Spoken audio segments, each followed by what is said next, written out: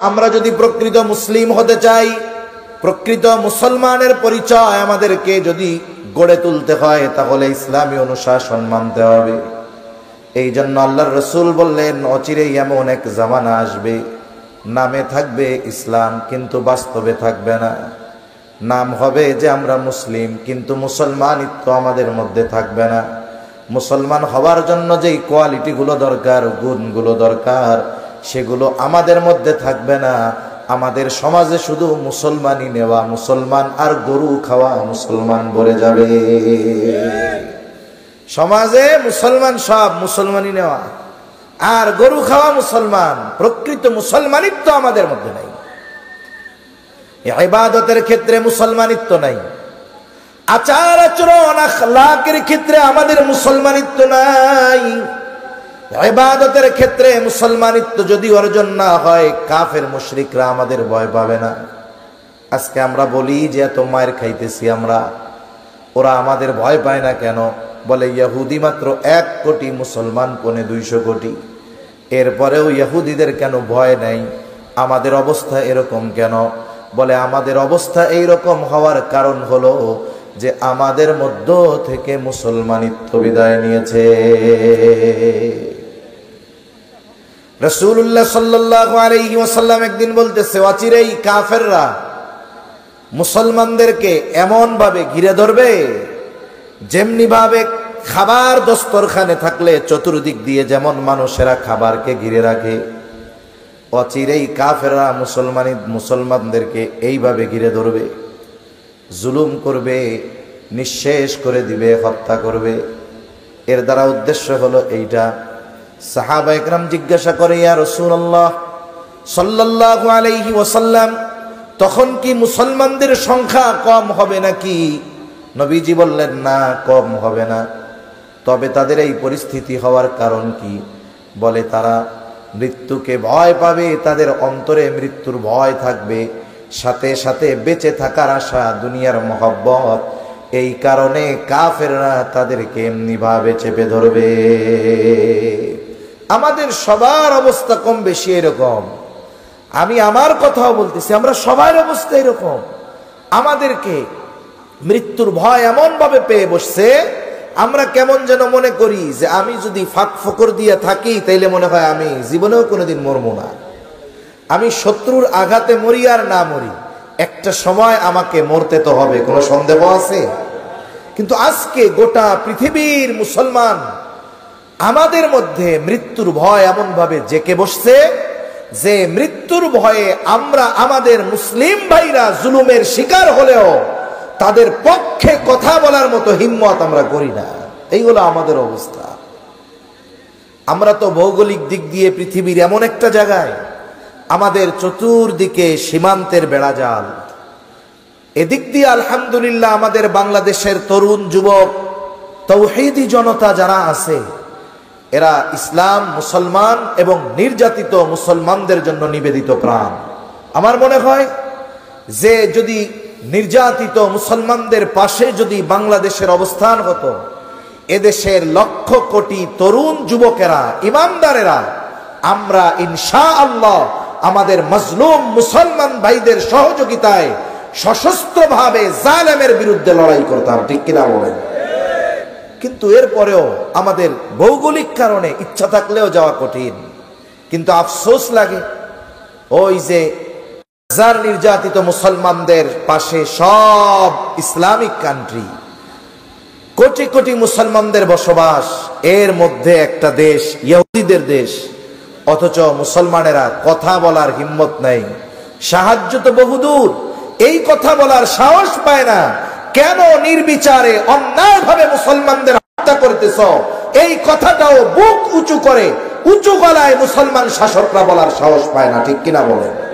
এটা আমাদের জন্য বড় আফসোস। আর আমরা দাবি করি আমরা মুসলমান, অথচ নবীজি সাল্লাল্লাহু আলাইহি ওয়াসাল্লাম বলেন মুসলমানের সাথে মুসলমানের সম্পর্ক কেমন হওয়ার দরকার ছিল। আচরণগত দিক দিয়ে আমাদের মধ্যে মুসলমানিত্ব নাই। আল্লাহ রাসূল সাল্লাল্লাহু আলাইহি ওয়াসাল্লাম বলেন, আল মুসলিমু আখুল মুসলিম, মুসলমান মুসলমানের ভাই। নবীজি সাল্লাল্লাহু আলাইহি ওয়াসাল্লাম বলেন, মুসলমান মুসলমানের ভাই। আল্লাহ তাআলা কোরআনুল কারীমের মধ্যে বলেন, ইন্নামাল মুমিনুনা ইখওয়া, এক মুমিন অপর মুমিনের ভাই। এই ভাইয়ের সম্পর্কটা কেমন হবে? নবীজি উপমা দেন হাদিসের মধ্যে, আল মুসলিমু কাজাসাদিন ওয়াহিদ, মুসলমান হলো একটি দেহের ন্যায়। ইনিস্তাকা রাসুহু ইস্তাকা কুল্লুহু, ইনিস্তাকা আইনুহু ইস্তাকা কুল্লুহু। নবীজি বলেন, মুসলমান একটি দেহের ন্যায়। তার যদি মাথায় কোনো আঘাত পায়, বলে এই ব্যথাটা শুধু মাথায় থাকে না, গোটা দেহের মধ্যে এই ব্যথাটা ছড়ায়া যায়। পায়ের মধ্যে আঘাত লাগে, কাটার খোসা লাগে, পানি আসে কই দিয়া? চোখ দিয়া, জবান দিয়ে বের হয় আহ। সারা দেহের মধ্যে ব্যথায় জ্বর চলে আসে। তার মানে শরীরের যেই অঙ্গে আঘাত লাগুক না কেন, এই আঘাতের প্রভাব গোটা দেহের মধ্যে ছড়ায়া যায়। মুসলমানের সম্পর্কটা এইরকম হওয়া দরকার ছিল। তার মানে পৃথিবীর যেই প্রান্তেই হোক না কেন, একজন মুসলমান যদি নির্যাতিত হয়, একজন মুসলমান যদি কষ্ট পায়, ওই মুসলমানের কষ্ট গোটা পৃথিবীর সব মুসলমানের কষ্টের কারণ হওয়া দরকার ছিল। আমি যদি কষ্ট পাই, ওই কষ্ট নিবারণের, দূর করার প্রচেষ্টা করি, কিন্তু আমার এক মুমিন ভাই কষ্ট পাচ্ছে, তার কষ্ট আমার হৃদয়ে কষ্ট আনতে পারতেছে না, আমার চোখে পানি আনতে পারতেছে না। আর আমি যদি নিজের দাবি করি আমি আসলে মুসলমান, বলেন তো এই দাবি সত্য না মিথ্যা? জোরে বলেন। আচরণগত মুসলমান এটাও হইতে পারি নাই, আমলগত হইতে পারি নাই। এক মুসলমানের সাথে অপর মুসলমানের সম্পর্ক কেমন দরকার ছিল? প্রকৃত মুসলিম হওয়ার জন্য মুসলমানের সাথে ভালো আচরণ দরকার। নবীজি বলেন, আল মুসলিমু মান সালিমাল মুসলিমুনা ওয়া ইয়াদি। নবীজি সাল্লাল্লাহু আলাইহি ওয়াসাল্লাম বলেন, প্রকৃত মুসলমান হলো সে যার জবান এবং হাতের অনিষ্ট থেকে অপর মুসলমান নিরাপদ থাকে। কিন্তু আমরা আরেক মুসলমান, আমি যদি প্রভাবশালী হই, ক্ষমতাধর হই, তাহলে যে দুর্বল তার উপরে আমরা চেপে বসার চেষ্টা করি। আমার প্রতিবেশী যদি আমার চাইতে দুর্বল হয়, আমার যদি ক্ষমতা বেশি হয়, আমি চেষ্টা করি যে তার জমি দখল দিয়ে খাওয়ার জন্য। করে কি করে না বলেন? এজন্য আমরা আচরণগত মুসলমান হতে পারি নাই। ইবাদতের দিক দিয়ে মুসলমানিত্বের খবরই নাই। ফরজ নামাজ ঠিক মতো নাই, বান্দার হক ঠিক মতো নাই, আল্লাহর হক ঠিক মতো নাই, কিন্তু নাম হলো মুসলমান। ধর্ম কি বলে? ইসলাম। এই কথাই নবীজি সাল্লাল্লাহু আলাইহি ওয়াসাল্লাম বলেন যে এমন এক জামানা আসবে, আইয়াবকা, ইসলাম থাকবে, নামে থাকবে, ইউশিকু আইয়াতিয়া আলান নাসি জামান লা ইয়াবকা মিনাল ইসলামি ইল্লা ইসমুহু। শুধু নামে থাকবে ইসলাম, বাস্তবে ইসলাম আমাদের মধ্যে থাকবে না। ওয়ালা ইয়াবকা মিনাল কুরআন ইল্লা রাসমুহু। নবীজি সাল্লাল্লাহু আলাইহি ওয়াসাল্লাম বলেন, কোরআন থাকবে, তবে লেখায় থাকবে, বাস্তবে কোরআনের উপরে আমল থাকবে না। এখনো কোরআন আছে, লেখায় আছে, কিন্তু আমলে নাই। না আছে ব্যক্তিগত জীবনে কোরআন, না আছে সামাজিক জীবনে কোরআন, না আছে পারিবারিক জীবনে কোরআন, না আছে অর্থনৈতিক জীবনে কোরআন, না আছে রাষ্ট্রীয় জীবনে কোরআন। বলে কোথাও কোরআন নাই। কোরআন কই আছে? কয় বাড়িতে আছে, ওই একটা তাকের উপরে। মসজিদে আছে, তাকের মধ্যে। হারে কোরআনের উপরে আমল তো বহুদূর। অনেক সময় অনেক মসজিদের মধ্যে গেলে দেখা যায় কোরআনের উপরে ধুলা জমা হয়ে এক পাত্তা হয়ে গেছে। আছে না নাই? কোন অনেক মসজিদের মধ্যে আছে। কোরআনের আমল তো বহুদূর।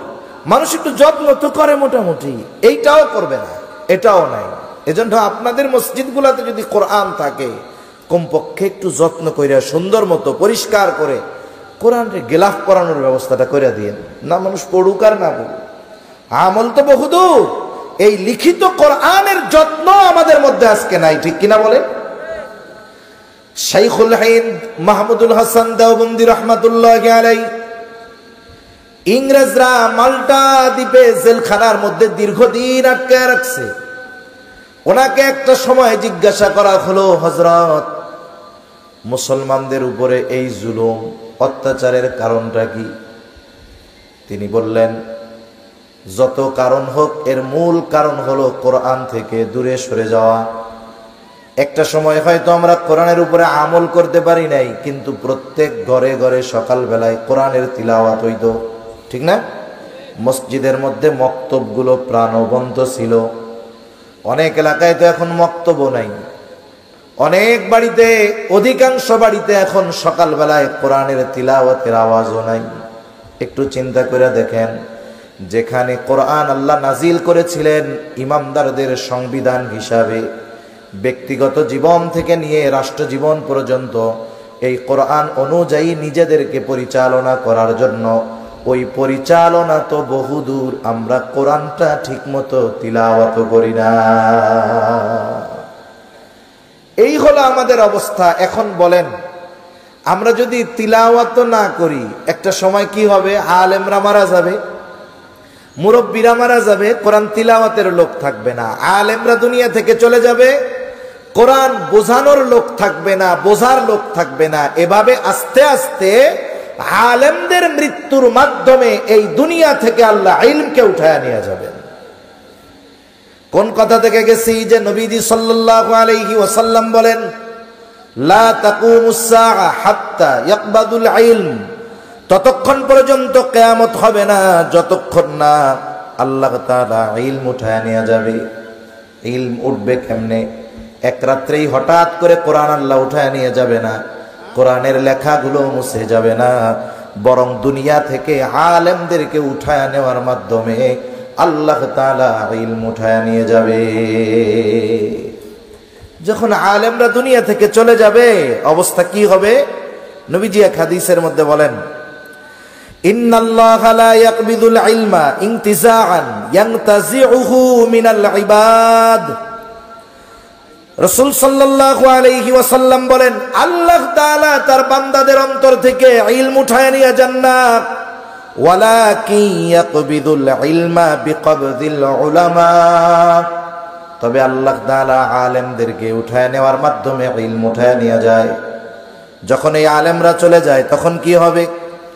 আল্লাহ রাসূল সাল্লাল্লাহু আলাইহি ওয়াসাল্লাম বলেন, হাত্তা ইযা লাম ইউবকি আলিমান, যখন আর কোনো মুহাক্কিক আলেম দুনিয়ায় থাকবে না, কোরআন হাদিস প্রকৃতভাবে বুঝতে পারে এমন কোনো আলেম দুনিয়ায় থাকবে না, নবীজি সাল্লাল্লাহু আলাইহি ওয়াসাল্লাম বলেন, ইত্তাখাযান নাসু রুউসান জাহলান। রাসূল সাল্লাল্লাহু আলাইহি ওয়াসাল্লাম বলেন, তখন মানুষেরা মূর্খদেরকে নেতা বানায় নিবে। এখন ওই নেতাদের কাছে গিয়া জিজ্ঞাসা করবে, তাদের কাছ থেকে মাসলা জানতে চাইবে, আর ওই জাহেলরা না জানলেও বইলা দিবে এটা এরকম হবে, এরকম হবে। দেখবেন চায়ের দোকানে যান, নামাজ কালাম একটাও পড়ে না, আপনি চার দোকানে গিয়ে যদি খালি কোন যে এই মাসালার সমস্যাটা কি করা যায়, দেখবেন বিড়ি টানবে, চাই চুমুক দিয়া বলবে এটার মাসালা হইলো এরকম, আর একজন করবে এটার মাসালা হইলো ওইরকম, আর একজন বলবে ওইটার মাসালা হইলো ওই রকম। মুফতি সাহেবের অভাব হবে না, ঠিক কিনা কোন? এখন এই জাহেলদেরকে তারা ইমাম বানাবে, যেহেতু প্রকৃত আলেম নাই, এখন তাদের কাছে জিজ্ঞাসা করবে। আর এখন কি হবে? আল্লাহ রাসূল সাল্লাল্লাহু আলাইহি ওয়াসাল্লাম বলেন, ফাদাল্লু ওয়া আদাল্লু, ওই ফতোয়া দেওয়ার লোকগুলো যারা জাহেল ওরাও পথভ্রষ্ট হবে, আর যেই মানুষগুলো তাদের কাছে ফতোয়া জানতে যাবে তারাও পথভ্রষ্ট হয়ে যাবে, নিজেরাও পথভ্রষ্ট হবে, তাদের কাছে যারা যাবে তাদেরকেও পথভ্রষ্ট বানাবে। এজন্য সমাজে আলেম দরকার, আর আলেমের জন্য মাদ্রাসা দরকার। এজন্য মাদ্রাসাগুলোকে বলা হয় দিন হেফাজতের দুর্গ। মাদ্রাসাগুলো যদি ধ্বংস করে দিতে পারে, এই যে দেখেন না আমাদের পার্শ্ববর্তী দেশে হিন্দুত্ববাদ কায়েম করার জন্য, ইসলাম আর মুসলমানদেরকে শেষ করে দেওয়ার জন্য ওয়াকফ আইন করে অবৈধভাবে মাদ্রাসা, মসজিদ, কবরস্থান, মুসলমানদের স্থাপনাগুলো ধ্বংস করে দেওয়ার অপচেষ্টা তারা করতেছে। কারণ তারা জানে যে ইসলামকে যদি নিশ্চিহ্ন করতে হয় মাদ্রাসা ধ্বংস করতে হবে। মাদ্রাসা যদি না থাকে আলেম ওলামা হবে না, থাকবে না। আলেম যদি না থাকে দিন বলার, হক কথা বলার মানুষেরা থাকবে না। এজন্য এর আগেও ইংরেজরা যখন 200 বছর এদেশে শাসন করেছে, প্রায় 1 লাখের কাছাকাছি 90,000-এর উপরে মাদ্রাসা তারা ধ্বংস করে দিয়েছে যেন ইসলামকে নিশ্চিহ্ন করে দেওয়া যায়। এজন্য আমরা আগামী প্রজন্মকে দিন শেখাবো, এটা আমাদের জন্য জরুরি। যদি আমরা আমাদের অস্তিত্বকে বিনাশ না করতে চাই, যদি টিকে থাকতে চাই, ইসলাম যদি প্রতিষ্ঠা করতে চাই, ইলমের হেফাজত করতে হবে আলেমদের মাধ্যমে, ঠিক কিনা বলেন? এজন্য আলেম দরকার, মাদ্রাসা দরকার, এদিকে আমরা খেয়াল রাখবো ইনশাআল্লাহ। নবীজি সাল্লাল্লাহু আলাইহি ওয়াসাল্লাম তাই বলেন, কিয়ামতের আগে লা তাকুমুস সাআতু হাত্তা ইউকবাদাল ইলম, যে পর্যন্ত না ইলম উঠিয়ে নেওয়া হবে সেই পর্যন্ত কিয়ামত হবে না। এরপরে নবীজি বলেন ওয়া তাকসুরাজ জালাজিল, নবীজি সাল্লাল্লাহু আলাইহি ওয়াসাল্লাম বলেন কিয়ামতের আগে ভূমিকম্প বেড়ে যাবে। প্রতিনিয়তই আশেপাশে আমরা দেখছি বড় বড় ভূমিকম্প হয়।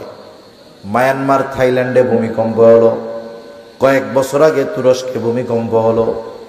এই যে ভূমিকম্পে হাজার হাজার লাখো লাখো মানুষের প্রাণ চলে যাইতেছে। আবার ভূতত্ত্ববিদ যারা, তারা আমাদেরকে সতর্ক করে আমাদের চতুর্দিক দিয়ে এমন ভূমিকম্প হওয়ার সম্ভাবনা আছে। মাঝে মধ্যে বিশেষজ্ঞরা বলে যে ঢাকা শহরে ভূমিকম্প হবে, যদি হয় 7-8 মাত্রার ভূমিকম্প যদি হয়, ঢাকা শহরটা মৃত্যুপুরীতে পরিণত হয়ে যাবে। এখন বিষয় হলো ভূমিকম্প বাড়ারও কিছু কারণ আছে। আল্লাহ তাআলা প্রাকৃতিক কিছু নিয়ম নিজাম তো রাখছে, এরপরেও বাড়ার যে কারণগুলো, এর মধ্যে একটা কারণ হলো পাপ বাড়লে ভূমিকম্প বেড়ে যায়। সমাজে ভালো কাজের চাইতে পাপের কাজ বেশি। বরং আমরা তো দেখি এই 92% মুসলমানের দেশে রাষ্ট্রীয় পৃষ্ঠপোষকতায় অবৈধ কাজকে, পাপাচারকে বৈধতা দেওয়ার জন্য একদল ইসলাম বিদ্বেষী লেগে গেছে, ঠিক কিনা বলে? যেখানে পাপ করলে আল্লাহ বেজার হয়, জমিন আল্লাহর কাছে বলে আল্লাহ আপনি নির্দেশ দেন এগুলার আমি গ্রাস করে ফেলি। জমিনের উপরে যখন কেউ পাপ করে জমিন আল্লাহর কাছে বলতে থাকে, আর ওই পাপ বৈধতা দিয়ে জমিনে প্রতিষ্ঠা যারা করতে চায় এরা কত বড় পাপী এটা তো নির্ণয় করাও কঠিন, ঠিক কিনা বলেন? এজন্য মুসলমানদেরকে সচেষ্ট থাকতে হবে, সতর্ক থাকতে হবে। জীবন চলে যায় যা, কিন্তু কোরআন সুন্নাহ বিরোধী কোন আইন সহ কোন পাপাচারকে বৈধতা দেওয়ার সুযোগ এই 92% মুসলমানের দেশে দেওয়ার কোনো সুযোগ নাই, ঠিক কিনা বলেন? এজন্য অনেক সময় সাধারণ মানুষ এই ধরনের সূক্ষ্ম ষড়যন্ত্রগুলো অনুধাবন করতে পারে না। আমাদের উলামায়ে কেরাম আমাদেরকে সতর্ক করে দেন, কারণ তারা গভীর জ্ঞানের অধিকারী হওয়ার কারণে তারা বুঝতে পারে যে এই আইনের মাধ্যমে ইসলামের উপরে আঘাত করার অপচেষ্টা করা হচ্ছে। এরকম কিছু আইনের কথা আপনারা সম্প্রতি সময়ে জানছেন। নারী সংস্কার কমিশন এই সংস্কারের নামে ইসলামকে ধ্বংস করার অপচেষ্টায় নেমেছে। উত্তরাধিকার আইনের মধ্যে হাত দিচ্ছে, যেটার সিদ্ধান্ত আল্লাহ দিয়েছেন। আবার কত পাপাচারকে শ্রম হিসাবে আইন পাশ করার জন্য তারা সর্বোচ্চ উঠে পড়ে লাগছে। পতিতাবৃত্তিকে শ্রমের মূল্যায়ন দিতে হবে। একজন শ্রমিকের যেই সম্মান, বলে একজন পতিতাকেও সেই সম্মান দিতে হবে। অথচ উচিত কি ছিল? মানুষ পাপের পথে অনেক সময় ইচ্ছা করে যায় না, অভাবের কারণে অনেক সময় মানুষ পাপাচারে লিপ্ত হয়, ঠিক কিনা বলেন? আশেপাশে যারা পাপের সাথে আছে, চুরি করে, ছিনতাই করে, একটু নিরিবিলি তাদেরকে নিয়ে বসবেন, জিজ্ঞাসা করবেন যে এই পাপের সাথে যে জড়াইলা, এটা কি খুশির ঠেলায় জড়াইছো? দেখবেন অধিকাংশের জবাব যে এই পাপের পথে আসার কারণ হলো আমার অভাব, ঠিক কিনা?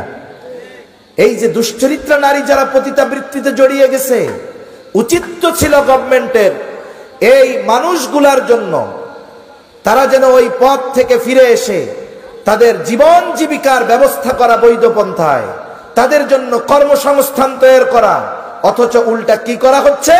এই হারাম কাজটাকে রাষ্ট্রীয়ভাবে বৈধতা দেওয়ার জন্য গভর্নমেন্টকে তারা চাপ দিচ্ছে। নাউজুবিল্লাহ। যদি পাপাচার বাড়ে, ভূমিকম্প আরো বাড়বে না কমবে? জোরে বলেন, বাড়বে না কমবে?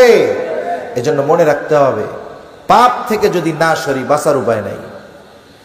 এজন্য রাসূল সাল্লাল্লাহু আলাইহি ওয়াসাল্লাম বলেন, ওয়া তাকসুরাজ জালাজিলু, জালজালা বেড়ে যাবে, ভূমিকম্প বেড়ে যাবে।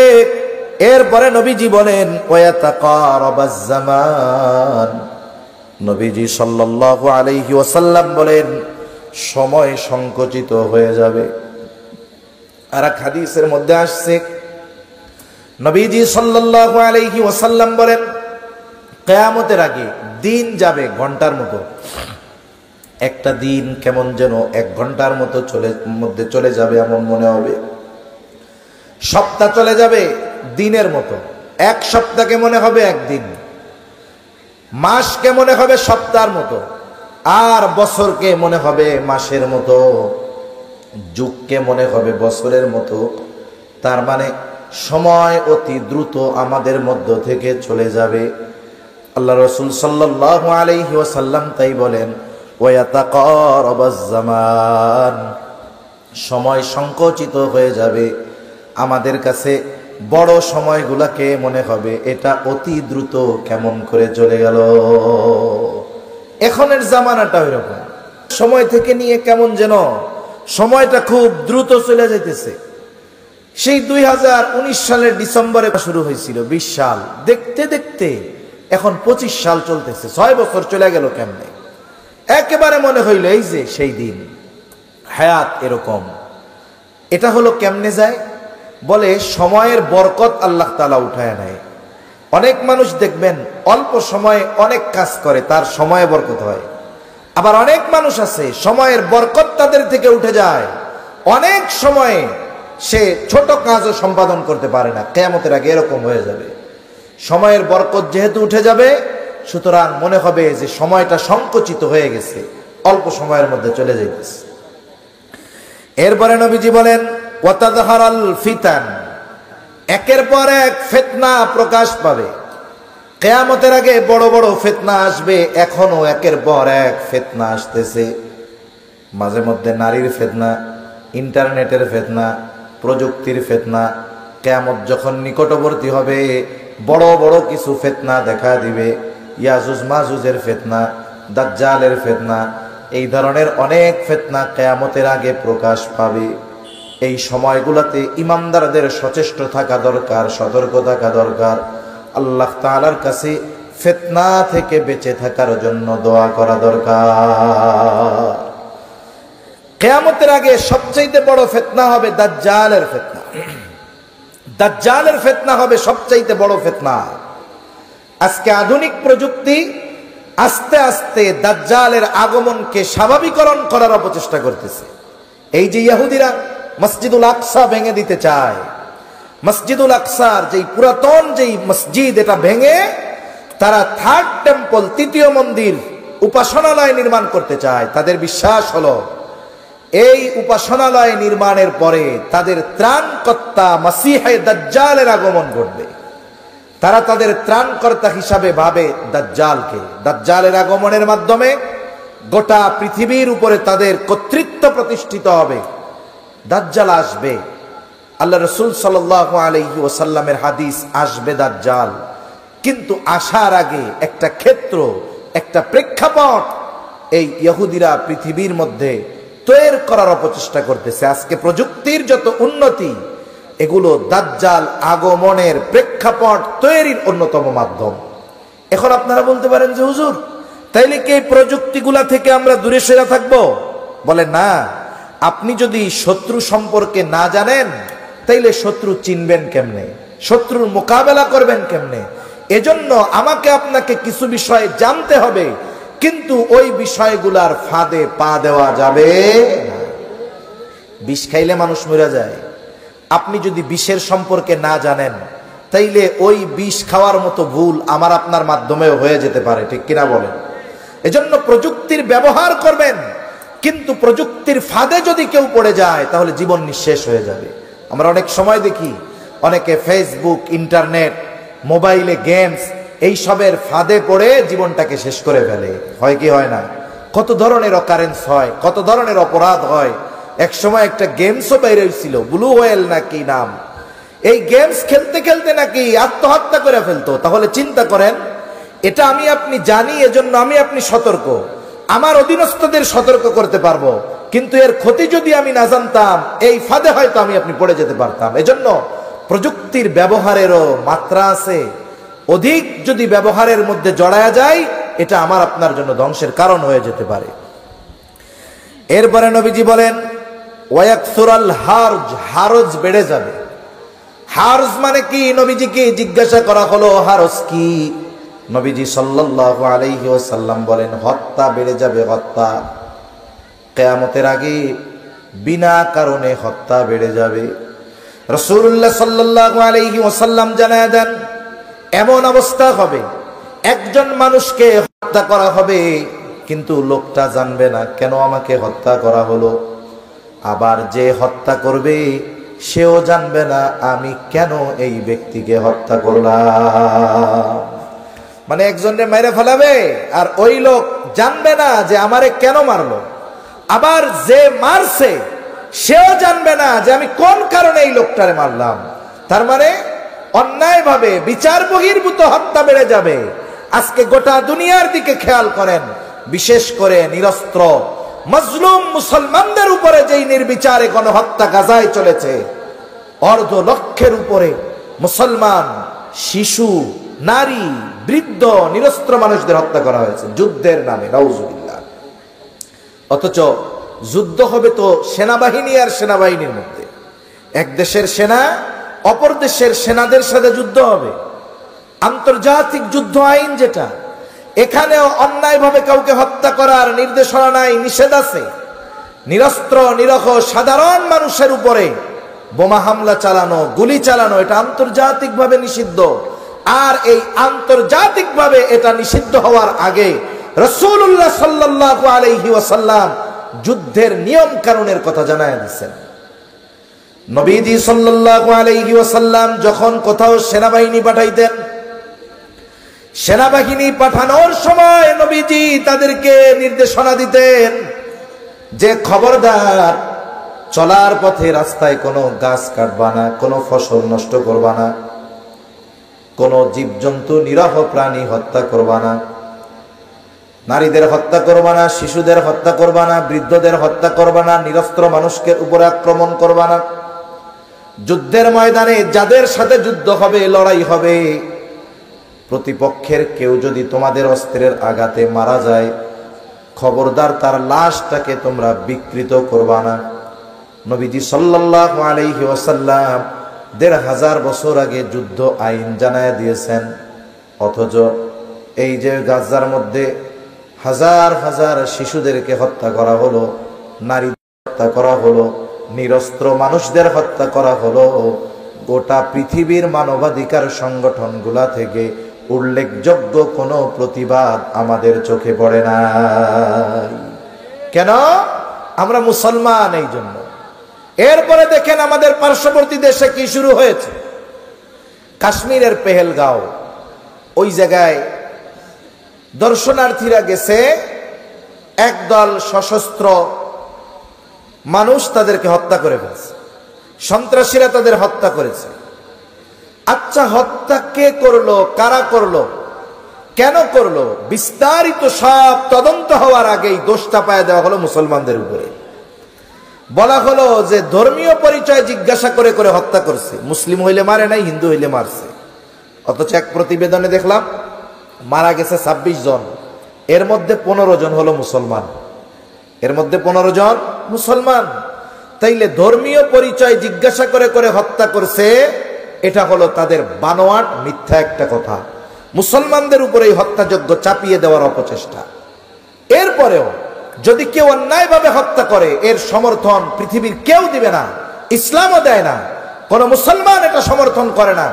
আপনারা বের করেন অপরাধ করেছে কে, কারণ অপরাধ যে করেছে দায় তার।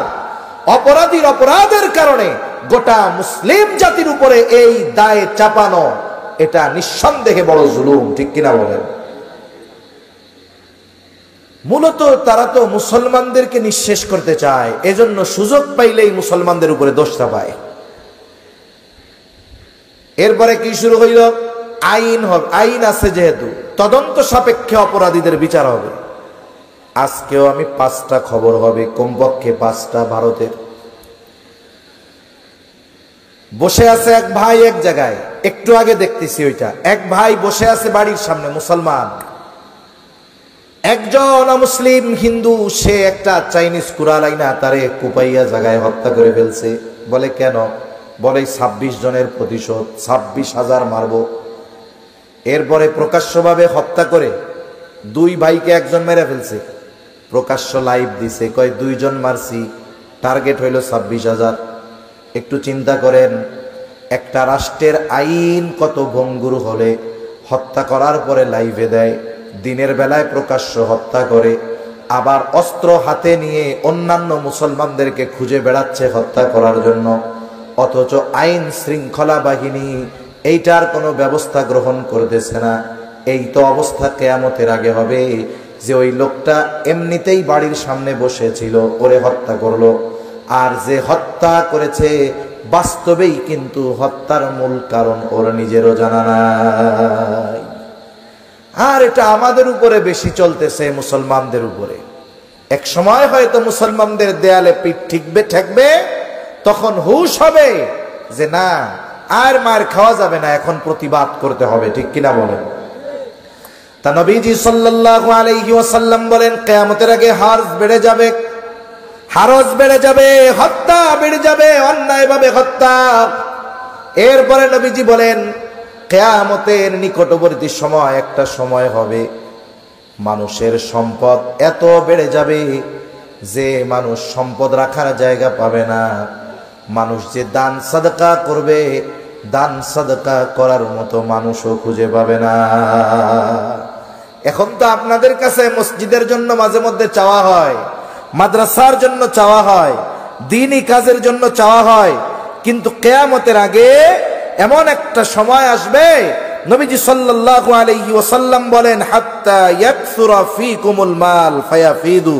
নবীজি বলেন, তোমাদের ধন সম্পদ এত বাড়বে যে উপচে পড়বে। আরেকটা বর্ণনার মধ্যে আসছে, মানুষ সম্পদ হবে এত, সদকা করবে, দান করবে, বলে দান করার মতো লোক খুঁজে পাবে না। কিয়ামতের আগে মানুষের একটা সময় এই পরিস্থিতি হবে। তা এই সময়গুলোর আগ পর্যন্ত কিয়ামত সংগঠিত হবে না, কিন্তু এর মধ্যে কিছু বিষয় আমাদের সামনে পরিলক্ষিত হচ্ছে। ইলম উঠে যাচ্ছে আলেমদের মৃত্যুর মাধ্যমে, ভূমিকম্প বাড়তেছে, সময়ের সাথে সাথে সময় সংকীর্ণ হয়ে গেছে, নির্বিচারে হত্যা বেড়ে গেছে, একের পর এক ফিতনা।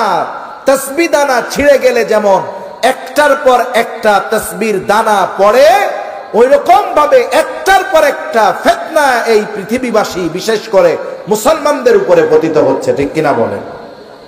এই জন্য কিয়ামত বেশি দূরে নাই, আমাদেরকেও সেই জন্য প্রস্তুত করা দরকার, আমাদেরও প্রস্তুতি নেওয়া দরকার, যে ওই কিয়ামতের ময়দানে আমরা যেন আল্লাহর কাছে ধরা পড়ে না যাই।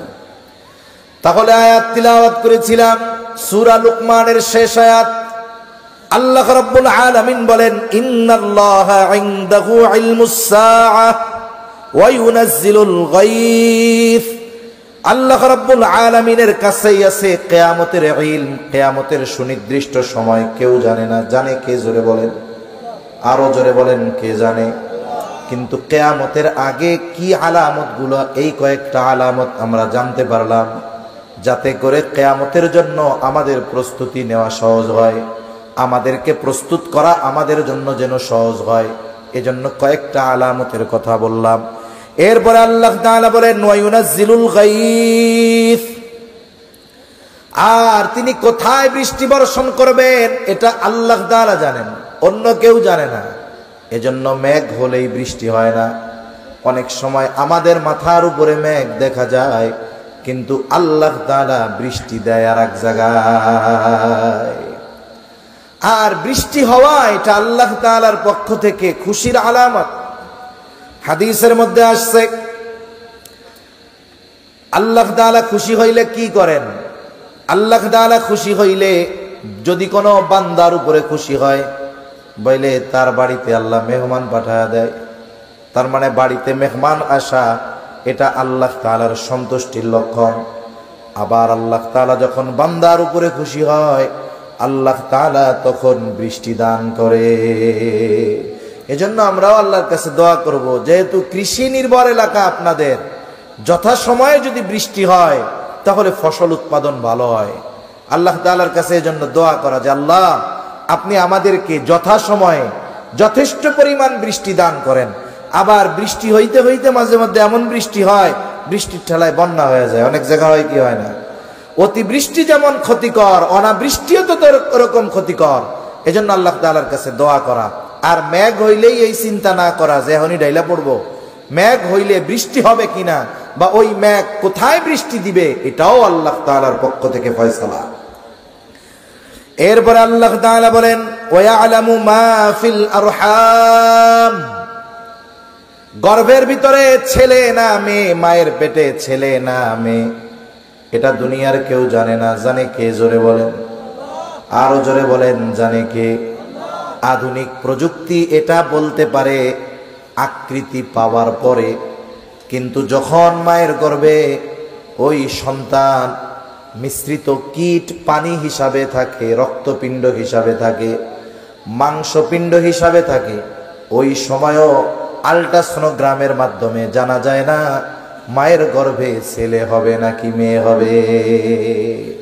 এজন্য গর্ভের মধ্যে ছেলে না মেয়ে এটা জানেন আল্লাহ। আবার অনেকে আছে যখন দেখে যে গর্ভের মধ্যে মেয়ে হইছে, হায় হায় কত জালেম আছে, গর্ভে থাকা অবস্থায় ওই গর্ভের শিশুরে হত্যা করে ফেলে। আছে না নাই গণ? এই ভ্রূণ হত্যাকারী সমাজে অভাব নাই। মনে রাখতে হবে, মেয়ে হইলে বেজার হন কেন? মেয়ে হোক ছেলে হোক এগুলা দেয় কে? জোরে বলেন, দেয় কে? আল্লাহ তাআলা বলেন ইয়াহাবু লিমান ইয়াশাউ ইনাসান ওয়া ইয়াহাবু লিমান ইয়াশাউ যুকুর আও ইউযাউযুহুম যুকরানা ওয়া ইনাসা ওয়া ইয়াজআলু মান ইয়াশাউ আকীমা। আল্লাহ তাআলা বলেন তিনি যাকে ইচ্ছা ছেলে দেন, যাকে ইচ্ছা মেয়ে দেন, আবার যাকে ইচ্ছা ছেলে মেয়ে উভয়টাই দেন। ওয়ায়াজআলু মান ইয়াশাউ আকীমা, আবার যাকে খুশি আল্লাহ তাআলা বন্ধা বানায় রাখেন। তার মানে তারে ছেলেও দেন না মেয়েও দেন না। এই জন্য সমাজে অনেক মানুষ আছে যখন জানতে পারে গর্ভের সন্তানটা কন্যা সন্তান, মেডিসিন দিয়া, অপারেশন করায়া, সুচ দিয়া বিভিন্নভাবে ওই বাচ্চাটাকে হত্যা করে ফেলে। একটা মানুষকে হত্যা করলে যেই গুনাহ, মায়ের গর্ভে ভ্রূণ হত্যা করলে সমপরিমাণ গুনাহ। কিয়ামতের দিন এই ভ্রূণ আল্লাহর কাছে দাঁড়িয়ে হত্যাকারীর বিরুদ্ধে অভিযোগ দায়ের করবে। এজন্য স্বাভাবিকভাবে সমাজে এগুলো অনেক আছে। এই কাজগুলো যেন আমাদের মাধ্যমে কখনো না হয়, আল্লাহ বুঝবার তৌফিক দান করেন। এরপরে আল্লাহ তাআলা বলেন ওয়ামা তাদরি নাফসুম মাযা তাকসিবু গাদা। আল্লাহ তাআলা বলেন কেউ জানে না আগামীকাল সে কি করবে। আজকে যে অবস্থায় আছে হয়তো আগামীকাল তার সে অবস্থা নাও থাকতে পারে। আজকে হয়তো ক্ষমতার চেয়ারে আছে, কালকে হয়তো ক্ষমতার চেয়ার না থাকতে পারে। ঠিক কিনা বলেন? কবি বলে নদীর এপার ভাঙে ওপার গড়ে, এই তো নদীর খেলা। সকাল বেলার ধনী রে তুই ফকির সন্ধ্যা বেলা। এই জন্য আজকে সম্মানিত ব্যক্তি আগামীকাল লাঞ্ছিত হয়ে যেতে পারে, আবার আজকের লাঞ্ছিত ব্যক্তি আগামীকাল সম্মানিত হয়ে যেতে পারে। ঠিক কিনা বলেন? এজন্য মানুষের অবস্থা পরিবর্তনশীল, এটা তাকদীরের ফয়সালা, আল্লাহর পক্ষ থেকে ফয়সালা। এজন্য একজন আর একজন রে ছোট মনে না করা। হইতে পারে যে আজকে আমার অবস্থান ভালো আছে, আমার প্রতিবেশী আমার অবস্থানগত দিক দিয়ে দুর্বল, আজকে তারে আমি খোসা মারতেছি, আজকে তারে খোসা মারতেছি, আগামীকাল হয়তো আমার চাইতে ভালো অবস্থানে সে চলে যেতে পারে। এজন্য তুচ্ছ কাউকে না করা, হিংসা কাউকে না করা, কাউকে ছোট মনে না করা। এরপরে আল্লাহ তাআলা বলেন, ওয়ামা তাদরি নাফসুম বিআইয়ি আরদিন তামুত। আল্লাহ রাব্বুল আলামিন বলেন, কেউ জানে না সে কোন স্থানে মৃত্যুবরণ করবে। আমার আপনার মৃত্যু কোথায় লেখা আছে, কোন জমিনে লেখা আছে, কোন জায়গায় লেখা আছে, আমি আপনি সেটা জানি না। মাঝে মধ্যে এরকম কিছু ঘটনা শুনি, খুব হৃদয় বিদারক লাগে। এক প্রবাসী ভাই, ওনার ব্যাপারে শুনলাম, ওনার দেশে বাচ্চা হয়েছে, অফিস থেকে আসছে, ছেলে না মেয়ে হয়েছে, উনি অনেক খুশি, সুস্থ সবল মানুষ। বন্ধুরা রুমে আসছে, আসার পরপরই বলতেছে, তুমি তো বাবা হইছো, আমাদের মিষ্টি খাওয়াও। উনি খুশিতে অফিস থেকে আসছে, গোসল টোসল করা নাই, কোনো কিছু না কইরাই দৌড় দিয়া মিষ্টির দোকানে চলে গেছে। আল্লাহর বান্দা মিষ্টি কিনা নিয়ে আসতেছে, রোড পারাপারের সময় গাড়িতে এসে ধাক্কা দিছে, লোকটা মারা গেছে। একটু চিন্তা করে দেখেন, সুস্থ সবল একটা মানুষ, ওই স্থানটাতে আল্লাহ তাআলা তার মৃত্যু লেখা রাখছিল। এটা স্বাভাবিক বিষয় যে আমার আপনার মৃত্যু কোথায় লেখা আছে এটা কেউ জানে না। আমার মৃত্যু যদি এমন কোন জায়গায় লেখা থাকে আমি চিনিও না, আমার তাকদীর আমাকে ওই জায়গায় নিয়ে যাবে, ঠিক কিনা বলেন? এজন্য কেউ জানে না কোন জায়গায় তার মৃত্যু হবে।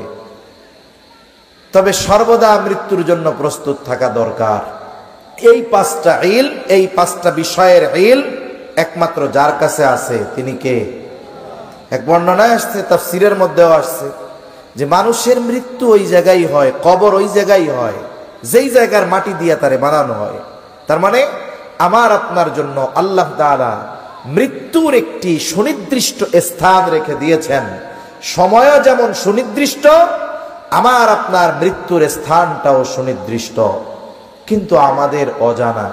আর এই অজানা বিষয়গুলো জানার অতি চেষ্টা না করে এই বিষয়গুলোর সিদ্ধান্ত ফয়সালা আল্লাহর হাতে রেখে দিয়ে আমাদের নিজেদের প্রস্তুতি গ্রহণ করা দরকার। কেউ যদি এই চিন্তা করে, হুজুর যা কইল, 6টা কথা বললো, এর মধ্যে তো 5টা ঘটতেছে এই অলরেডি, তাহলে তো কিয়ামত আয়া পড়ছে, সবকিছু বাদ দিয়া টেনশনে মাথা গরম করলে হবে না। আমাদেরকে আল্লাহ প্রদত্ত যেই আইন কানুন বিধিনিষেধ এগুলোর উপরে নিজেদের পরিচালিত করতে হবে। এগুলো হবে কিয়ামতের আগে, থামানোর কোনো সুযোগ নাই। কিন্তু ওইগুলো হওয়ার কারণে বৈশা থেকে কোনো উপায় নেই।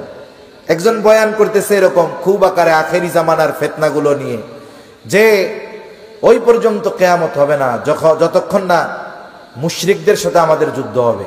এখন ও যুদ্ধের টেনশনে নামাজ কালাম বাদ দিয়ে বের হইছে। একজন ছাত্র টেনশনে শেষ, কয় কিরে এত টেনশন কি? কয় টেনশনের ঠেলায় লেখাপড়া করতে পারতেছি না। তোর কিসের টেনশন? কয় পরীক্ষার টেনশনে লেখাপড়ার টাইম পাই না। তার মানে তোর পরীক্ষার টেনশন যদি থাকে, তুই তো লেখাপড়া করবি ভালো পাস করার জন্য, ঠিক কিনা বলেন? কিয়ামতের আগে এগুলো ঘটবে, এই অবস্থা আমাদের জানা দরকার। জেনে কি করা দরকার? হতাশায় ঘরে বসে থাকার কোনো সুযোগ নাই। আবার হতাশ হওয়ার কারণ নাই যে আমাদেরকে তো শেয়াশি করে দিবে, তাইলে আর কি হবে? এগুলো হবে, কিন্তু এই হতাশায় না পড়ে আল্লাহ তাআলার বিধিনিষেধ অনুযায়ী চলতে হবে। ঈমানকে পাকাপোক্ত করতে হবে। শুধু মসজিদগুলো পাকা হলে হবে না, পাক্কা নামাজিও আমাদের হতে হবে, ঠিক কিনা বলেন? কারণ বেনামাজি যারা, এদেরকে কাফেররা ভয় পায় না। ওই 313 জন যেই ভয় পাইছে কাফেররা, এখন 250 কোটি মুসলমান, কাফেররা আমাদের ভয় পায় না। কেন? বলে আমরাই তো নিজেরা ইসলামের উপরে নাই। নাম মুসলমান, ধর্ম কি ইসলাম, কিন্তু মুসলমানিত্ব আমাদের মধ্যে নাই, ঠিক কিনা বল? আমি ফিতনার মধ্যে না পড়ে যাই। ফিতনা আসবে, কিন্তু আমি কিভাবে বাঁচতে পারি, এই বিষয়গুলো আমাদের জানা দরকার। আর ওই ফিতনাগুলো থেকে তারাই বাঁচবে যাদের ঈমান মজবুত, যাদের আমল ঠিক আছে, এরাই ফিতনা থেকে বাঁচার রাস্তা বের করে ফেলতে পারবে। আল্লাহ সুবহানাহু ওয়া তাআলা কথাগুলো বুঝার তৌফিক দান করেন, আমিন। আমি আপনাদের খেদমতে পবিত্র কোরআনুল কারীমের সূরা লুকমানের সর্বশেষ আয়াত তিলাওয়াত করেছি ও রাসূল আকরাম সাল্লাল্লাহু আলাইহি ওয়াসাল্লামের অগণিত হাদিস থেকে একটা হাদিস পাঠ করেছি। আল্লাহ তাআলার কাছে তৌফিক চাই, আল্লাহ তাআলা কিছু কথা বলার তৌফিক দেন, যে কথাগুলো আমাদের সবার দুনিয়া এবং আখিরাতের জন্য কল্যাণকর হয়। সকলে জবান খুলে বলি আমিন। আমি যে আয়াতখানা আপনাদের খেদমতে তিলাওয়াত করেছি, এই আয়াতে আল্লাহ সুবহানাহু ওয়া তাআলা এমন 5টি বিষয়ের কথা উল্লেখ করেছেন, যেই 5 বিষয়ের জ্ঞান দুনিয়ার কোনো মানুষ কোনো সৃষ্টির কাছে নাই, বরং এই 5 বিষয়ের জ্ঞান যার কাছে আছে তিনি কে? আরো জোরে বলেন, তিনি কে? আল্লাহ। এই আয়াতে যেই 5টি বিষয়ের কথা আল্লাহ তাআলা বলেছেন, ওই 5 বিষয়ের জ্ঞান দুনিয়ার কোনো সৃষ্টির কাছে নাই, যার কাছে আছে তিনি কে? আল্লাহ। এই 5টি অদৃশ্য বিষয়, গায়েবের বিষয়কে মাফাতিহুল গায়েব বলা হয়।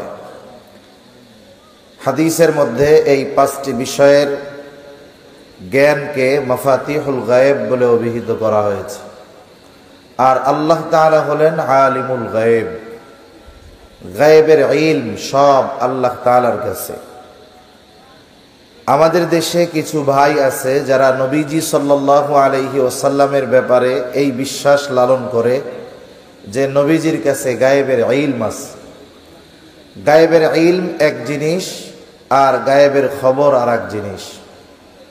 আমার আপনার নবীর কাছে গায়েব সম্পৃক্ত বিষয় কতটুকু আছে? বলে যতটুকু নবীকে আল্লাহ তাআলা জানিয়েছেন। আল্লাহ তাআলা নবীকে গায়েবের খবর দিয়েছেন, এজন্য আলিমুল গায়েব, গায়েবের ইলম যার কাছে তিনি হলেন কে? আল্লাহ। এই আয়াতের মধ্যে আল্লাহ তাআলা 5টি অদৃশ্য বিষয়ের কথা বলেছেন। কয়টা? জোরে বলেন। আপনারা সজাগ আছেন না ঘুম আসতেছে? একটা তাকবীর দেন। নারায়ে তাকবীর। আরো জোরে, নারায়ে তাকবীর। আল্লাহ তাআলা বলেন, ইন্নাল্লাহা ইনদাহু ইলমুস সাআহ। আল্লাহ রাব্বুল আলামিন বলেন, ইন্নাল্লাহা ইনদাহু ইলমুস সাআহ,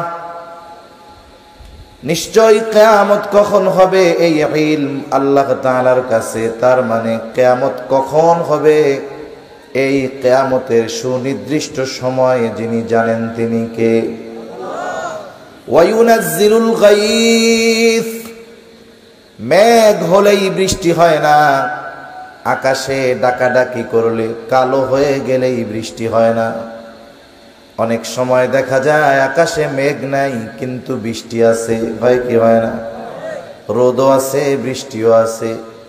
আবার অনেক সময় মেঘ এত পরিমাণ কালো অন্ধকার হয়ে গেছে, মেঘ অনেক জোরে জোরে আওয়াজ করতেছে, মানুষেরা ভীত সন্ত্রস্ত হয়ে গেছে। এই বুঝি আকাশ থেকে পানির বন্যায় ভেসে যাব সবাই ঘরে ফিরে গেছে, বাহিরের শুকনা জিনিসগুলা ঘরে উঠায় ফেলছে, কিন্তু দেখা গেল বৃষ্টির কোনো খবর নাই। এই জন্য মেঘ হলেই বৃষ্টি হয় না, বরং বৃষ্টি কোথায় হবে এটা যিনি নির্ধারণ করেছেন তিনি কে? ওয়ায়ালামু মা ফিল আরহাম, গর্ভে সন্তান ছেলে না মেয়ে এটা মূলত যিনি জানেন তিনি কে? এখন বলতে পারেন হুজুর, আল্ট্রাসোনোগ্রাফির মাধ্যমে তো আমরা জানতে পারি। জানা যায় কখন? বলে মা এবং পিতার শুক্র এই মিশ্রিত পানি যখন একটা গড়নে, একটা গঠনে আল্লাহ তাআলা রূপান্তর করেন তখন জানা যায়। কিন্তু যখন কোনো মহিলা গর্ভবতী হয়, নির্দিষ্ট সময়ের আগে কেউ বলতে পারে না পেটের মধ্যে ছেলে হবে নাকি মেয়ে হবে, কেউ বলতে পারে না। ওয়ামা তাদরি নাফসুম মাযা তাকসিবু গাদা, আগামীকাল কে কি উপার্জন করবে কেউ বলতে পারে না। ওয়ামা তাদরি নাফসুম বিআইয়ি আরদিন তামুত, কোথায় কোন জমিনে কার মৃত্যু হবে কেউ বলতে পারে না। আল্লাহ তাআলার কাছে এই সবগুলোর জ্ঞান আছে, সবগুলোর ইলম আছে। তাহলে এইখানে 5টি অদৃশ্য জগতের খবরের বিষয়ে নবী বললেন। 1 নাম্বার, আল্লাহ তাআলাও বলেন ইন্নাল্লাহা ইনদাহু ইলমুস সাআহ, কিয়ামত হবে এই ব্যাপারে কোনো সন্দেহ নাই, তবে কখন কিয়ামত হবে এই সুনির্দিষ্ট জ্ঞান দুনিয়ার কোনো মানুষের কাছে নাই। হাদিসের কিতাবের মধ্যে একটা হাদিস আছে, জিবরাইল আলাইহিস সালাতু ওয়াস সালাম রাসূল সাল্লাল্লাহু আলাইহি ওয়াসাল্লামের কাছে মানব বেশে আসছে। নবীজি সাল্লাল্লাহু আলাইহি ওয়াসাল্লামের কাছে আসার পরে অনেকগুলা প্রশ্ন নবীজিকে জিবরাইল আলাইহিস সালাম করেছে। এই হাদিসকে হাদিসের পরিভাষায় হাদিসে জিবরিল বলা হয়। জিবরাইল আলাইহিস সালাম মানব সুরতে নবীজির কাছে আইসা প্রশ্ন করেছে। প্রশ্নগুলোর মধ্যে একটি প্রশ্ন ছিল, ফাআখবিরনি আনিস সাআহ। জিবরাইল আলাইহিস সালাম নবীজিকে প্রশ্ন করতেছে যে আপনি আমাকে কিয়ামতের ব্যাপারে খবর দেন, কখন কিয়ামত সংঘটিত হবে। নবীজি সাল্লাল্লাহু আলাইহি ওয়াসাল্লাম জবাব দিলেন, মাল মাসউলু আনহা বিআ'লামা মিনাস সাইল। নবীজি সাল্লাল্লাহু আলাইহি ওয়াসাল্লাম বলেন, এই প্রশ্নটা প্রশ্নকারীর চাইতে আমি বেশি ভালো জানি না। তার মানে এই প্রশ্ন যে আপনি আমারে করছেন, এটার জবাব আমিও জানি না, আপনিও যেমন জানেন না আমিও তেমন জানি না। এবার জিবরাইল আলাইহিস সালাম বলতেছে, তাহলে কিছু আলামত বলেন, কিছু নিদর্শন বলেন যেগুলো দেখে বোঝা যাবে কিয়ামত নিকটবর্তী হয়ে গেছে। নবীজি সাল্লাল্লাহু আলাইহি ওয়াসাল্লাম তখন বললেন যে মনিব তার দাসী তার মনিবকে জন্ম দিবে, এমন একটা অবস্থা হবে। আল্লাহ রাসূল সাল্লাল্লাহু আলাইহি ওয়াসাল্লাম জানায় দিলেন, আনতালিদাল আমাতু রাব্বাতাহা। নবীজি সাল্লাল্লাহু আলাইহি ওয়াসাল্লাম বলেন যে দাসী তার মনিবকে জন্ম দিবে। এর দ্বারা উদ্দেশ্য কি? মুফাসসিরিনে কেরাম বলেন এমন একটা সময় আসবে, মুহাদ্দিসিনে কেরাম বলেন যে সন্তানকে জন্ম দিবে মা, ওই সন্তান মায়ের সাথে দাস দাসীর মতো আচরণ করবে। অনেক জায়গায় আপনার আমার সমাজে আছে, যেই মা সন্তানরে গর্ভধারণ করছে, রাখছে 10 মাস গর্ভে রাখছে, দুধ পান করাইছে 2 বছর। এই মা একটা সময় এই সন্তানের ঘরে খাবারের জন্য তাকে চাকরানির মতো দাসীর মতো কাজ করা লাগে, নইলে সন্তান খাইতে দেয় না। আছে না নাই? এরপরে নবীজি সাল্লাল্লাহু আলাইহি ওয়াসাল্লাম বলেন, ওয়া আনতারাল হুফাতাল উরাতাল আলাতা রিআ আশ-শাই ইয়াতাতাওয়ালুনা ফিল বুনয়ান। নবীজি সাল্লাল্লাহু আলাইহি ওয়াসাল্লাম বলেন, আপনি দেখতে পাবেন খালি পা বিশিষ্ট ছাগলের রাখালগুলো উঁচু উঁচু প্রাসাদ নির্মাণের প্রতিযোগিতা করবে। তার মানে একটা সময় কিছু ছিল না, অশিক্ষিত মানুষ, টাকা পয়সা উপার্জনের তেমন বৈধ সোর্স নাই। হঠাৎ করে দেখা যাবে বড় বড় বিল্ডিং নির্মাণের প্রতিযোগিতা তারা করছে। বলে এই সময়গুলো যখন পরিলক্ষিত হবে তখন বুঝতে হবে কিয়ামত আর বেশি দূরে না। এছাড়াও হাদিসের মধ্যে রাসূলুল্লাহ সাল্লাল্লাহু আলাইহি ওয়াসাল্লাম কিয়ামতের আগে কিছু বিষয়ের আলামতের কথা নবীজি সাল্লাল্লাহু আলাইহি ওয়াসাল্লাম অনেক হাদিসের মধ্যে অনেকগুলা কারণ বলছে। আমি ওই কারণ সম্পর্কিত একটি হাদিসও আপনাদের খেদমতে পাঠ করছি। এগুলো শুধু আমাদের শুনলে হবে না, এই হাদিসের আলোকে বর্তমান সময়ের পরিস্থিতি আশেপাশে নজর দিতে হবে যে এই বিষয়গুলো আমাদের মধ্যে এখন ঘটতেছে কিনা। যদি ওই বিষয়গুলো আমাদের মধ্যে ঘটে তাহলে বুঝতে হবে যে আসলে কিয়ামতের আর বেশি বাকি নাই। রাসূলুল্লাহ সাল্লাল্লাহু আলাইহি ওয়াসাল্লাম বলেন, বুখারীর হাদিস, আবু হুরায়রা রাদিয়াল্লাহু তাআলা আনহু থেকে বর্ণিত, নবীজি সাল্লাল্লাহু আলাইহি ওয়াসাল্লাম বলেন, লা তাকুমুস সাআহ হাত্তা ইউকবাদাল ইলম। নবীজি সাল্লাল্লাহু আলাইহি ওয়াসাল্লাম বলেন, ওই সময় পর্যন্ত কিয়ামত সংগঠিত হবে না যতক্ষণ না ইলম উঠায়া নিয়ে যাওয়া হবে। ইলম বলতে আমরা কি বুঝি? কোরআন সুন্নাহর এই বিষয়গুলা। এগুলা উঠিয়ে নিয়ে যাওয়া হবে, ইলম উঠায় নিয়ে যাওয়া হবে। এখন প্রশ্ন হতে পারে, তাহলে কি কোরআনের লেখাগুলো চলে যাবে, হাদিসের লেখাগুলো কি চলে যাবে নাকি কোরআনের পাতাগুলো সাদা হয়ে যাবে, নাকি হাদিসের পাতাগুলো সাদা হয়ে যাবে? আল্লাহ তাআলা মূলত এইভাবে ইলম উঠায় নেন না। নবীজি সাল্লাল্লাহু আলাইহি ওয়াসাল্লাম আর হাদিসের মধ্যে বলেন, আল্লাহ তাআলা তার বান্দার অন্তর থেকে ইলম উঠায় নিয়ে যান না। তবে ইলম উঠায় নেন কেমনে? বলে আলেমের মৃত্যুর মাধ্যমে আল্লাহ তাআলা ইলম উঠায় নিয়ে যায়। এজন্য পৃথিবীর মধ্যে যখন মুহাক্কিক উলামায়ে কেরামের ইন্তেকাল হতে থাকে, আস্তে আস্তে তাদের মাধ্যমে ইলম উঠা যায়। কাগজে কলমে ইলম এক জিনিস, আর এই ইলম অনুধাবন করা আলেম আর এক জিনিস। এজন্য বলা হয় মাউতুল আলেম কামাউতিল আলম।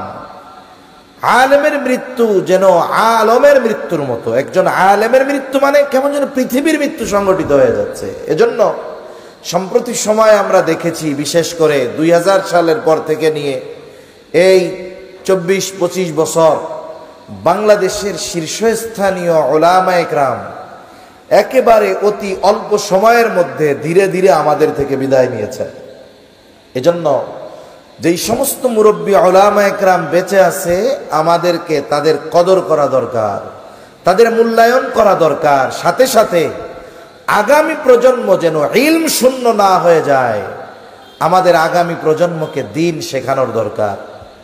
যদি আর আলেম তৈরি না হয়, ইলমের হেফাজত যদি আলেমদের মাধ্যমে না হয়, তাহলে একটা সময় প্রকৃত ইলম আমাদের মধ্যে থাকবে না। কারণ নবীজি সাল্লাল্লাহু আলাইহি ওয়াসাল্লাম বলেন, হযরত আলী রাদিয়াল্লাহু তাআলা আনহু থেকে বর্ণিত হাদিস, নবীজি বলেন, ইউশিকু আইয়াতিয়া আলান নাসি জামান, অচিরে এমন একটা জামানা আসবে, লা ইয়াবকা মিনাল ইসলাম ইল্লা ইসমুহু, বলে ইসলাম এটা শুধু নামে থাকবে, বাস্তবে ইসলাম থাকবে না। ওয়ালা ইয়াবকা মিনাল কুরআন ইল্লা রাসমুহু, কোরআন শুধু লেখায় থাকবে, বাস্তবে থাকবে না। আজকের জামানার অবস্থাটাও মোটামুটি এইরকম। আমরা সবাই বলি মুসলিম, আমাদের দিন হলো ইসলাম, আমরা হইলাম মুসলিম, কিন্তু বাস্তবেই আমাদের মধ্যে পরিপূর্ণ মুসলমানিত্ব নাই। আপনার সমাজে খোঁজ নেন, যে নিজের মুসলিম দাবি করে, নিজের ধর্ম দিন ইসলাম বলে, এই ধরনের মানুষ যারা, এরা কয়জন 5 ওয়াক্ত নামাজ পড়ে? খোঁজ নেন তো। পড়ে ঠিক মতো? জোরে কোন পড়ে? পড়ে না। এক এলাকায় যদি 1000 মুসলমান থাকে, ফজরের নামাজে 2-3 জন পাওয়া যায় না। অনেক সময় ইমাম আর মুয়াজ্জিন ছাড়া মসজিদের মধ্যে কেউ থাকে না, ঠিক কিনা বলেন? অনেক সময় তো এমনও হয়, মাহফিলে রাত হইতে হইতে, সাধারণ মাহফিলের কথা কি বলবো, মাদ্রাসায় জামাত পায় না। মাহফিল রাত পর্যন্ত করতে করতে মাদ্রাসা, ওইখানে ফজরের নামাজ জামাতের সাথে কাজা হয়ে যায়। এইগুলো আমাদের অবস্থা।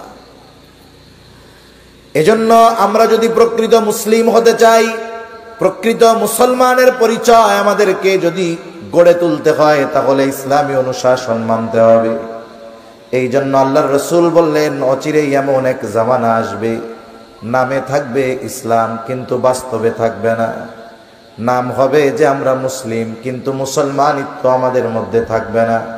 মুসলমান হওয়ার জন্য যেই কোয়ালিটিগুলো দরকার, গুণগুলো দরকার, সেগুলো আমাদের মধ্যে থাকবে না। আমাদের সমাজে শুধু মুসলমানই নেওয়া মুসলমান, আর গরু খাওয়া মুসলমান ভরে যাবে।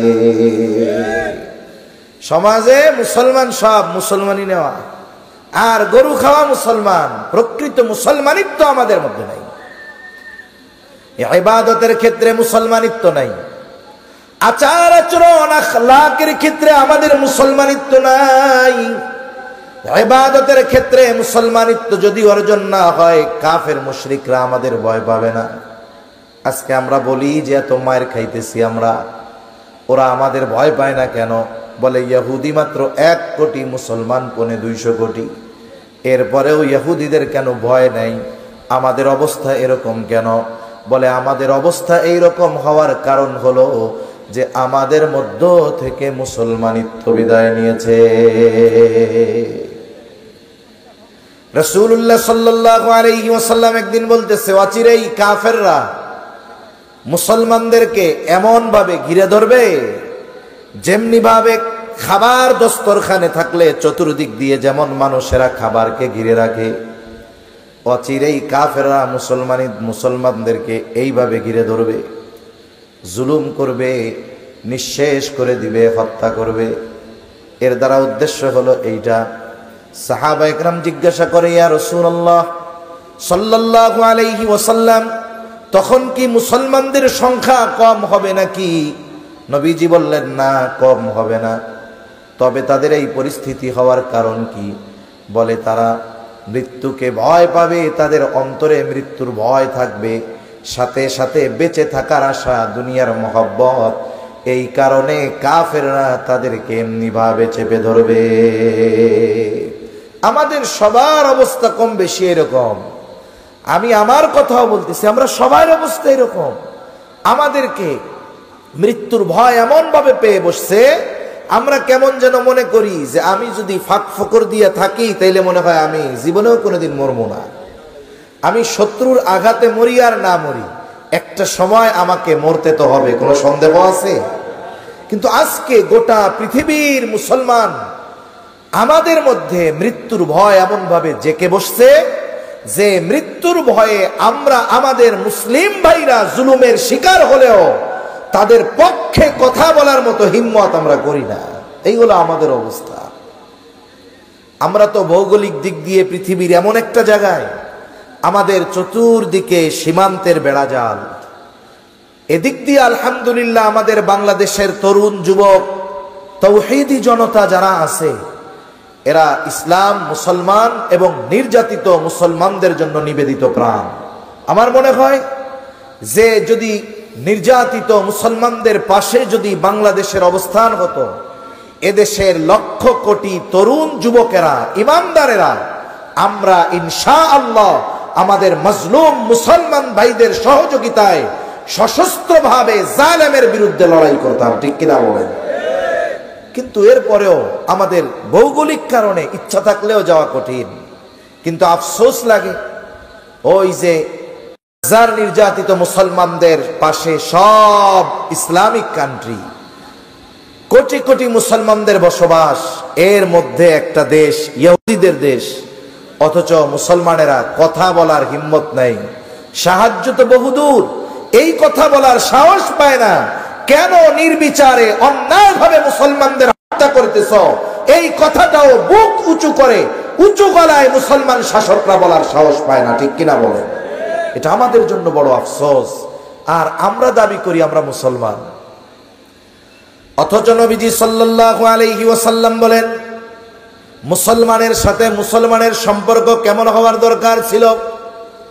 আচরণগত দিক দিয়ে আমাদের মধ্যে মুসলমানিত্ব নাই।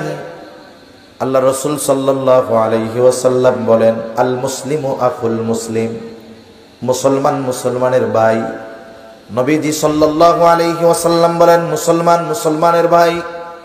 আল্লাহ তাআলা কোরআনুল কারীমের মধ্যে বলেন, ইন্নামাল মুমিনুনা ইখওয়াহ, এক মুমিন অপর মুমিনের ভাই। এই ভাইয়ের সম্পর্কটা কেমন হবে? নবীজি উপমা দেন হাদিসের মধ্যে, আল মুসলিমু কাজাসাদিন ওয়াহিদ, মুসলমান হলো একটি দেহের ন্যায়। ইনিস্তাকা রাসুহু ইস্তাকা কুল্লুহু, ইনিস্তাকা আইনুহু ইস্তাকা কুল্লুহু। নবীজি বলেন মুসলমান একটি দেহের ন্যায়, তার যদি মাথায় কোনো আঘাত পায়, বলে এই ব্যথাটা শুধু মাথায় থাকে না, গোটা দেহের মধ্যে এই ব্যথাটা ছড়ায়া যায়। পায়ের মধ্যে আঘাত লাগে, কাটার খোসা লাগে, পানি আসে কই দিয়া? চোখ দিয়া, জবান দিয়ে বের হয় আহ। সারা দেহের মধ্যে ব্যথায় জ্বর চলে আসে। তার মানে শরীরের যেই অঙ্গে আঘাত লাগুক না কেন, এই আঘাতের প্রভাব গোটা দেহের মধ্যে ছড়ায়া যায়। মুসলমানের সম্পর্কটা এইরকম হওয়া দরকার ছিল। তার মানে পৃথিবীর যেই প্রান্তেই হোক না কেন, একজন মুসলমান যদি নির্যাতিত হয়, একজন মুসলমান যদি কষ্ট পায়, ওই মুসলমানের কষ্ট গোটা পৃথিবীর সব মুসলমানের কষ্টের কারণ হওয়া দরকার ছিল। আমি যদি কষ্ট পাই, ওই কষ্ট নিবারণের দূর করার প্রচেষ্টা করি, কিন্তু আমার এক মুমিন ভাই কষ্ট পাচ্ছে, তার কষ্ট আমার হৃদয়ে কষ্ট আনতে পারতেছে না, আমার চোখে পানি আনতে পারতেছে না, আর আমি যদি নিজের দাবি করি আমি আসলে মুসলমান, বলেন তো এই দাবি সত্য না মিথ্যা? জোরে বলেন। আচরণগত মুসলমান এটাও হইতে পারি নাই, আমলগত হইতে পারি নাই। এক মুসলমানের সাথে অপর মুসলমানের সম্পর্ক কেমন দরকার ছিল? প্রকৃত মুসলিম হওয়ার জন্য মুসলমানের সাথে ভালো আচরণ দরকার। নবীজি বলেন, আল মুসলিমু মান সালিমাল মুসলিমুনা ওয়া ইয়াদি। নবীজি সাল্লাল্লাহু আলাইহি ওয়াসাল্লাম বলেন, প্রকৃত মুসলমান হলো সে যার জবান এবং হাতের অনিষ্ট থেকে অপর মুসলমান নিরাপদ থাকে। কিন্তু আমরা আরেক মুসলমান, আমি যদি প্রভাবশালী হই, ক্ষমতাধর হই, তাহলে যে দুর্বল তার উপরে আমরা চেপে বসার চেষ্টা করি। আমার প্রতিবেশী যদি আমার চাইতে দুর্বল হয়, আমার যদি ক্ষমতা বেশি হয়, আমি চেষ্টা করি যে তার জমি দখল দিয়ে খাওয়ার জন্য। করে কি করে না বলেন? এজন্য আমরা আচরণগত মুসলমান হতে পারি নাই, ইবাদতের দিক দিয়ে মুসলমানিত্বের খবরই নাই। ফরজ নামাজ ঠিক মতো নাই, বান্দার হক ঠিক মতো নাই, আল্লাহর হক ঠিক মতো নাই, কিন্তু নাম হলো মুসলমান। ধর্ম কি বলে? ইসলাম। এই কথাই নবীজি সাল্লাল্লাহু আলাইহি ওয়াসাল্লাম বলেন যে এমন এক জামানা আসবে, আইয়াবকা, ইসলাম থাকবে, নামে থাকবে, ইউশিকু আইয়াতিয়া আলান নাসি জামান লা ইয়াবকা মিনাল ইসলামি ইল্লা ইসমুহু। শুধু নামে থাকবে ইসলাম, বাস্তবে ইসলাম আমাদের মধ্যে থাকবে না। ওয়ালা ইয়াবকা মিনাল কুরআন ইল্লা রাসমুহু। নবীজি সাল্লাল্লাহু আলাইহি ওয়াসাল্লাম বলেন, কোরআন থাকবে, তবে লেখায় থাকবে, বাস্তবে কোরআনের উপরে আমল থাকবে না। এখনো কোরআন আছে, লেখায় আছে, কিন্তু আমলে নাই। না আছে ব্যক্তিগত জীবনে কোরআন, না আছে সামাজিক জীবনে কোরআন, না আছে পারিবারিক জীবনে কোরআন, না আছে অর্থনৈতিক জীবনে কোরআন, না আছে রাষ্ট্রীয় জীবনে কোরআন। বলে কোথাও কোরআন নাই। কোরআন কই আছে? কয় বাড়িতে আছে, ওই একটা তাকের উপরে, মসজিদে আছে তাকের মধ্যে। হারে কোরআনের উপরে আমল তো বহুদূর। অনেক সময় অনেক মসজিদের মধ্যে গেলে দেখা যায় কোরআনের উপরে ধুলা জমা হয়ে এক পাত্তা হয়ে গেছে। আছে না নাই কোন? অনেক মসজিদের মধ্যে আছে। কোরআনের আমল তো বহুদূর। মানুষ একটু যত্ন তো করে মোটামুটি, এইটাও করবে না, এটাও নাই। এজন্য আপনাদের মসজিদগুলোতে যদি কোরআন থাকে, কমপক্ষে একটু যত্ন করে সুন্দর মতো পরিষ্কার করে কোরআনকে গিলাফ পরানোর ব্যবস্থাটা করে দিয়েন। না মানুষ পড়ুক আর না পড়ুক, আমল তো বহুদূর। এই লিখিত কোরআনের যত্ন আমাদের মধ্যে আজকে নাই, ঠিক কিনা বলেন? শাইখুল হিন্দ মাহমুদুল হাসান দেওবন্দি রহমাতুল্লাহি আলাইহি, ইংরেজরা মাল্টা দ্বীপে জেলখানার মধ্যে দীর্ঘদিন আটকে রাখছে। ওনাকে একটা সময় জিজ্ঞাসা করা হলো, হযরত, মুসলমানদের উপরে এই জুলুম অত্যাচারের কারণটা কি? তিনি বললেন, যত কারণ হোক, এর মূল কারণ হলো কোরআন থেকে দূরে সরে যাওয়া। একটা সময় হয়তো আমরা কোরআনের উপরে আমল করতে পারি নাই, কিন্তু প্রত্যেক ঘরে ঘরে সকালবেলায় কোরআনের তিলাওয়াত হইত, ঠিক না? মসজিদের মধ্যে মক্তবগুলো প্রাণবন্ত ছিল। অনেক এলাকায় তো এখন মক্তব নাই। অনেক বাড়িতে, অধিকাংশ বাড়িতে এখন সকালবেলায় কোরআনের তিলাওয়াতের আওয়াজও নাই।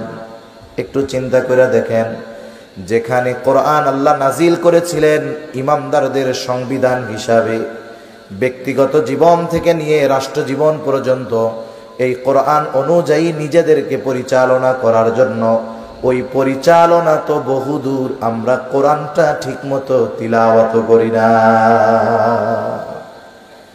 এই হলো আমাদের অবস্থা। এখন বলেন, আমরা যদি তিলাওয়াত না করি, একটা সময় কি হবে? আলেমরা মারা যাবে, মুরব্বীরা মারা যাবে, কোরআন তিলাওয়াতের লোক থাকবে না।